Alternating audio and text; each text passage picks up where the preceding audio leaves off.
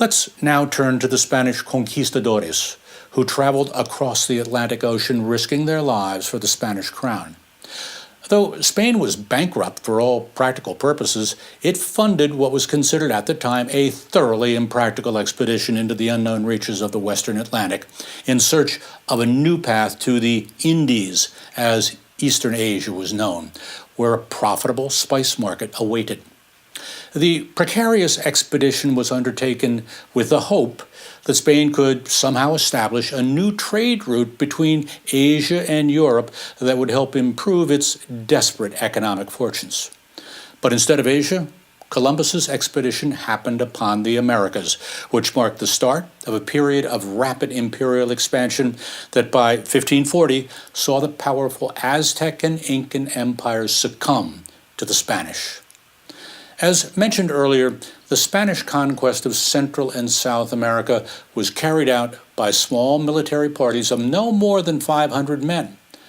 How were they able to defeat the great Aztec and Incan empires with large armies that numbered tens of thousands of soldiers? To understand this improbable development requires that we see the differences between the two colliding worlds, the Native American and the Spanish. The conquistadores represented the Spanish crown, but were also moved by personal objectives. They came from Spain, a country which had for 7 centuries been a battleground between Christians and Muslims. Spanish Christians fought to reconquer from Arab Muslims most of the Iberian Peninsula in a long-running conflict known as the Reconquista. Theirs was a mindset heavily influenced by centuries of fighting for God and for crown. This combination of militarism and Christian missionary zeal proved a strong inspiration as they traveled to the Americas to engage more non-believers. The religious purpose of the conquistadores, then, was the conversion of natives to Christianity. Priests and missionaries accompanied the expeditions, though the mentality of conversion was also prevalent among most of the conquistadores.